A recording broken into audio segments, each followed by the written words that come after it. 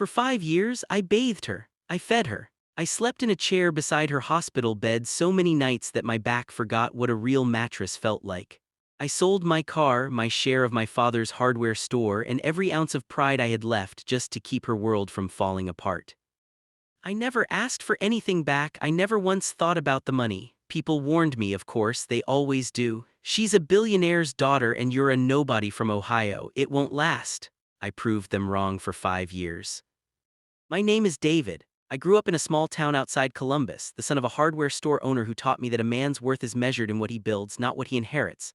I met Alina Whitfield on an ordinary Thursday in a coffee shop 3 blocks from her family's downtown office tower. She'd forgotten her wallet. I paid for her coffee. She insisted on paying me back, and somehow that turned into dinner, and dinner turned into years. I didn't know who she was at first. She didn't wear her wealth on her sleeve, no designer labels, no bodyguards trailing her into a coffee shop.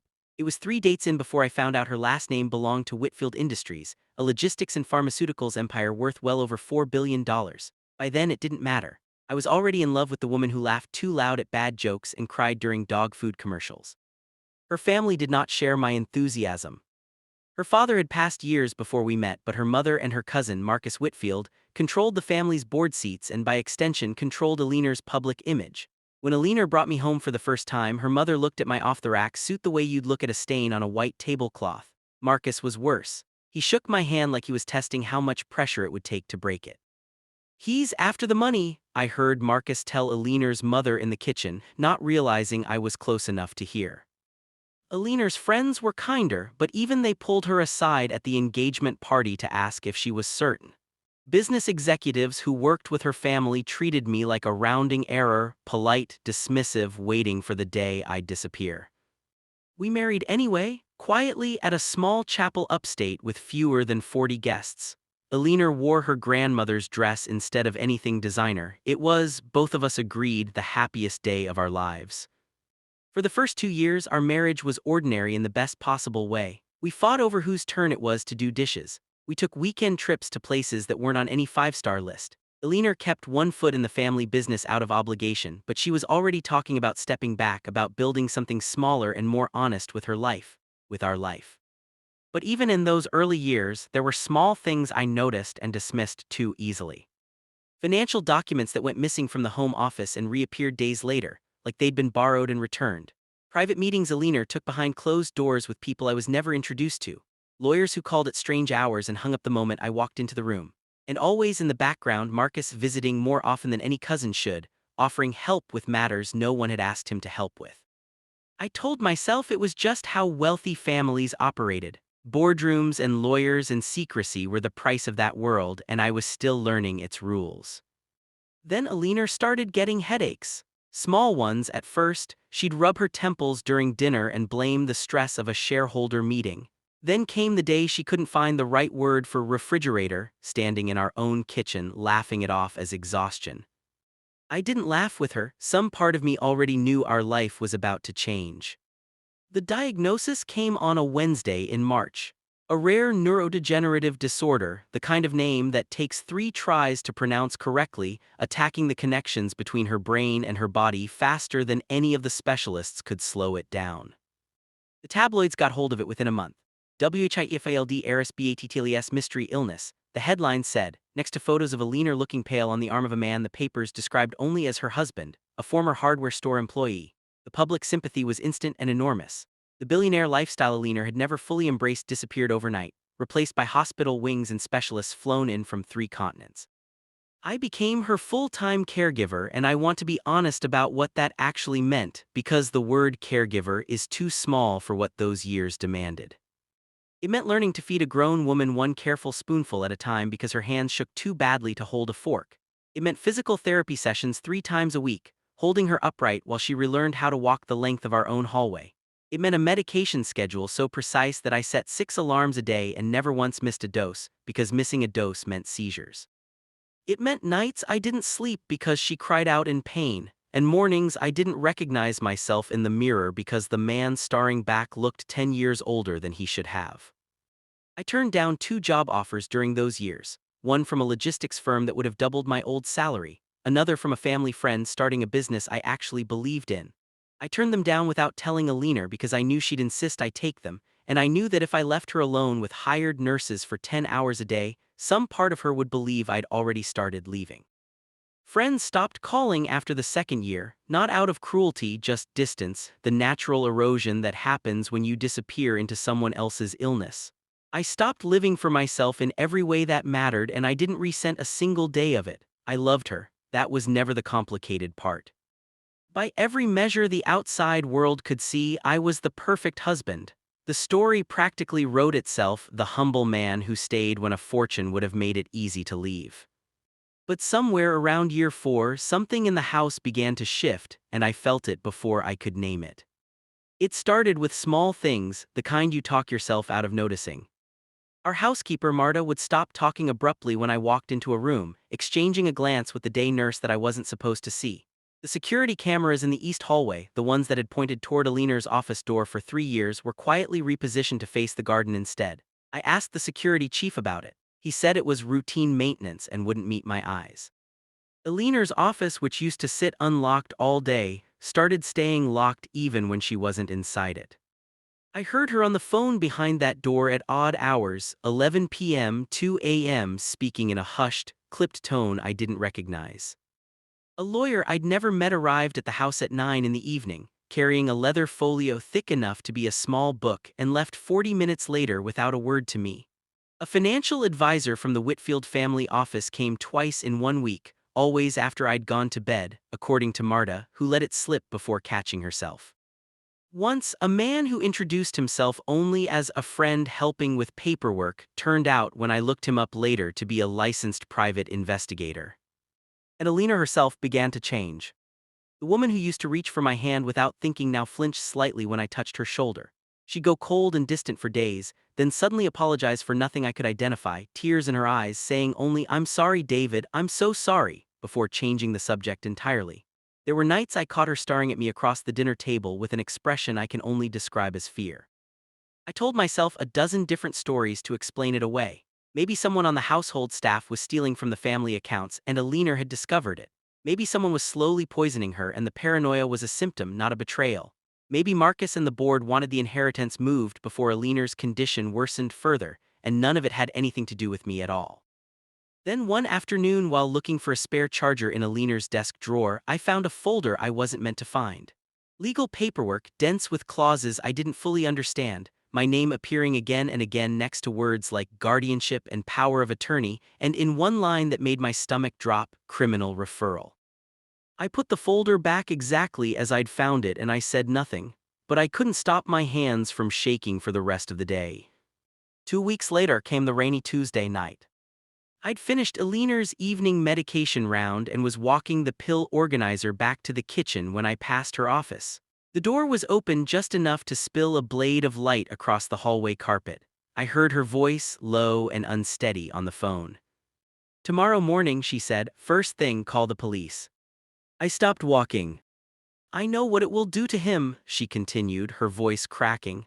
"I know, but I can't protect him anymore, not after what I've seen. David has to be arrested." The rest of the conversation blurred into fragments, a name I didn't recognize, a reference to the transfers, something about proof, and before it's too late. I stood frozen in that hallway for what felt like an hour but was probably 90 seconds, my own name detonating in my chest over and over. I did the only thing that made sense to a mind in free fall. I took out my phone, and with hands that wouldn't stop shaking, I began recording. I caught the last 30 seconds of the call, not enough to understand everything, but enough to prove it had happened, enough to prove I hadn't imagined it. Then I backed away from the door, slow step by slow step, and returned to our bedroom as if nothing in the world had changed. I lay beside her that night, the woman I had built my entire life around, and I stared at the ceiling asking questions with no answers. Why would she want me arrested? What proof did she think she had? Had someone convinced her of something monstrous, or had she genuinely discovered something I'd somehow, impossibly, done without knowing it? Was she being manipulated by someone in her orbit, Marcus, the mysterious lawyer, someone on the household staff? Or had 5 years of devotion been hiding a truth about myself I hadn't wanted to see?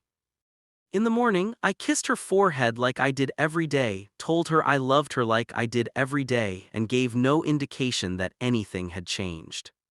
But everything had changed. I was no longer just her husband. I was now, quietly and secretly, investigating my own wife.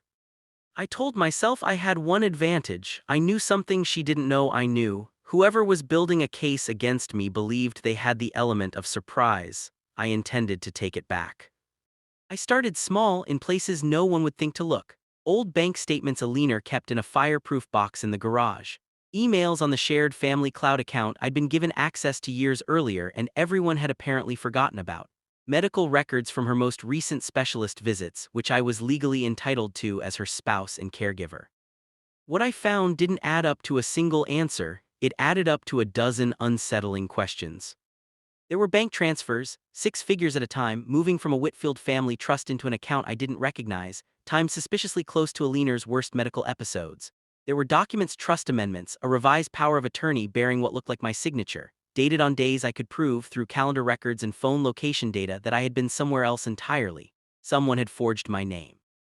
There were deleted emails I managed to recover fragments of through an old sync backup, exchanges between an address I didn't recognize and Alina's private lawyer, referencing the plan moving forward and keeping David unaware until the filing. And there were confidential medical reports, notes from a specialist suggesting Alina's medication dosages had been quietly adjusted by someone other than her treating physician.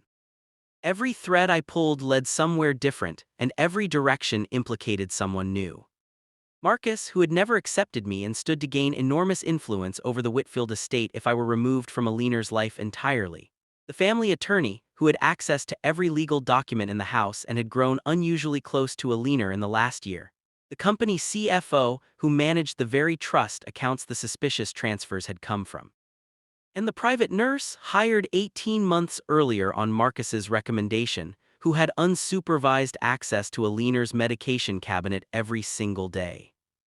Any one of them could have been building a false case against me. Any combination of them could have been working together. I had no way of knowing which, and I couldn't ask Alina without revealing that I already knew what she was planning. So I kept digging and I kept pretending, and every day the gap between the man everyone saw at the breakfast table and the man quietly assembling a case in the garage grew a little wider. The pressure didn't stay contained to my own investigation for long, it found me. I noticed my phone battery draining faster than it should, a small thing that led me to a security consultant who confirmed, gently but plainly, that monitoring software had been installed on my device. I started noticing the same unfamiliar car parked down the block on days I ran errands. When I mentioned it to our head of household security, he admitted after some pressing that he'd been instructed to log my movements and report them directly to Alina's lawyer. Worse, I overheard 2 members of the household staff discussing the charges like they already knew details I didn't. Elder abuse, financial exploitation of a vulnerable person. In hushed, horrified whispers, one of them used the phrase attempted murder, and I had to grip the kitchen counter to stay upright. I tried once carefully to talk to an old friend, someone who'd known me since college, someone I thought would take my side without question. Instead, I watched his expression shift from concern to something closer to suspicion as I explained what I'd found. David, he said slowly, if even half of what they're saying is true, he didn't finish the sentence. He didn't need to. No one believed me. Not because the evidence against me was strong, but because the story being told was simpler than the truth. Devoted husband becomes patient predator once the money is close enough to touch. It's the kind of story people want to believe because it confirms what they suspected about me from the very first dinner party 5 years earlier. I began sleeping 4 hours a night, jumping at every car door slamming outside, rehearsing explanations for accusations no one had officially made yet. I was building a defense for a trial that hadn't started, against a wife who still let me hold her hand at night, still cried into my shoulder some evenings and said nothing about arrests or lawyers or transfers. Then, on a gray Thursday morning 3 weeks after that rainy night in the hallway, 2 unmarked cars pulled into our driveway, followed by a marked police vehicle. They searched the house with a warrant Alina's attorney had clearly helped draft. I stood in our own living room in handcuffs while officers moved through rooms I'd cleaned, painted, and slept in for half a decade, opening drawers I didn't even remember the contents of. They found money, a stack of cash in an envelope in my desk that I had never put there and couldn't explain.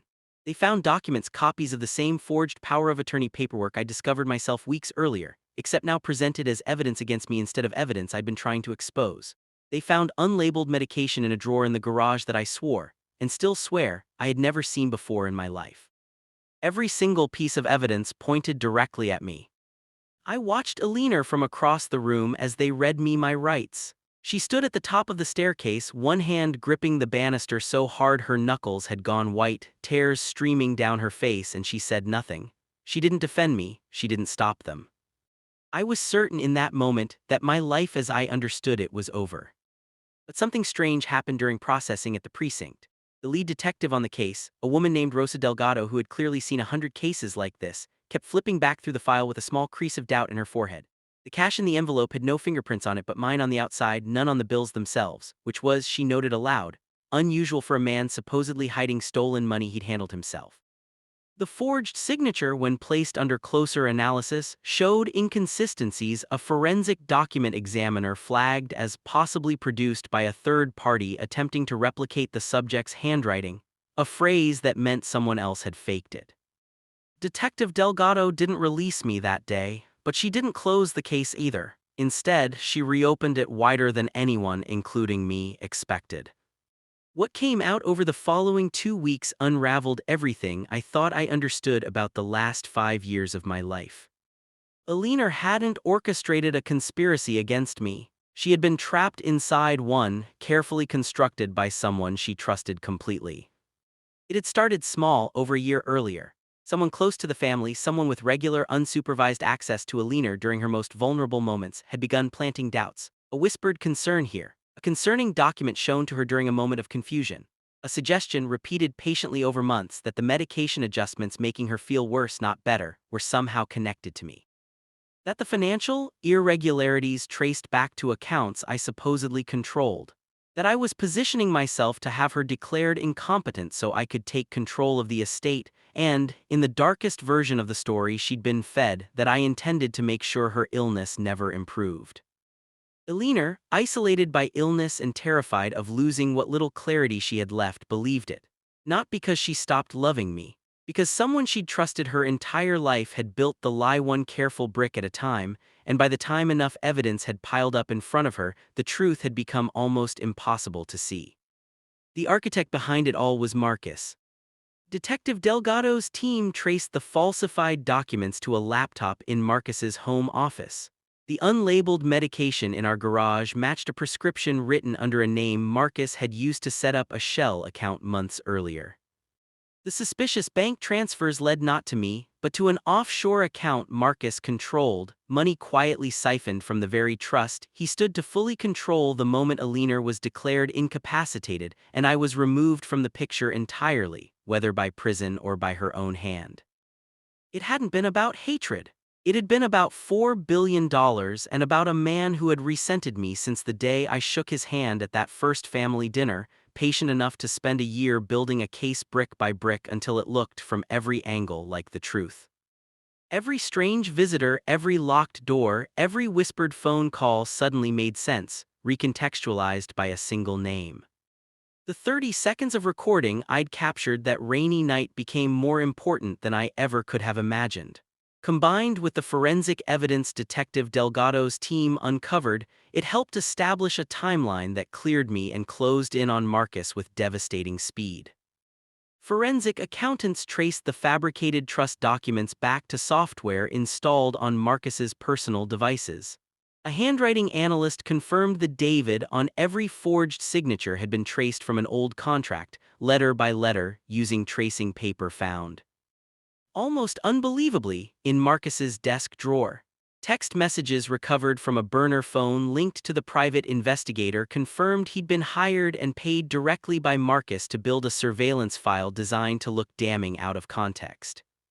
3 household staff members offered immunity in exchange for cooperation, confirmed they'd been quietly paid by Marcus to report on my movements and, in 2 cases, to plant items in the house before the police search. Marcus was arrested 11 days after I was released. Alina sat with Detective Delgado for nearly 4 hours going through everything, and by the end of it she understood, really understood, in a way that went beyond simply being told, exactly how thoroughly she'd been manipulated, and exactly how close she'd come to destroying the one person who had genuinely stayed by her side through every unbearable year of her illness. She came to find me the evening the last piece of evidence was confirmed. She didn't say much at first. She just stood in the doorway of the room I'd been staying in since my release, looking smaller than I'd ever seen her, and said, "I almost let them take you away from me. I almost believed I was protecting myself from the only person who was ever actually protecting me." I didn't have an answer for her that night. I'm not sure there was one to give. Months later, the mansion feels different, quieter, in a way that has nothing to do with the illness and everything to do with what almost happened inside these walls. Sometimes I stand in that same hallway where I first heard her voice through a half-open door, and I think about how close 5 years of devotion came to ending in a jail cell, all because someone patient enough and cruel enough understood exactly how to turn love into fear.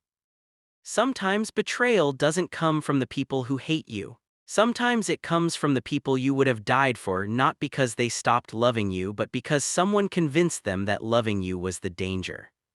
Billionaire asks for forgiveness almost every week now, in small ways: a hand reaching for mine, an apology folded into an ordinary sentence. I've forgiven her. I understood eventually that she was as much a victim of Marcus's patience as I was. But understanding doesn't erase 5 years, and it doesn't erase the 11 days I spent believing my life was over because of a lie someone else built. Our marriage continues. It isn't what it was before that rainy Tuesday night, and I'm not sure it ever will be again. But it's honest now in a way it wasn't before. Every document, every account, every visitor discussed openly between us, nothing left to fester behind a locked office door. If you discovered that the person you trusted most had secretly planned your arrest based on a lie neither of you had built, would you stay?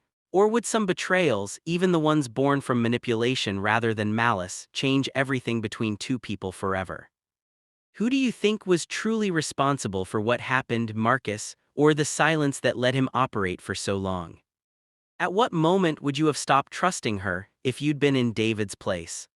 Would you have forgiven someone after learning they'd believed such terrible accusations against you, even knowing they'd been manipulated into it? Share your thoughts below and subscribe for more emotionally gripping, true-to-life stories filled with shocking twists.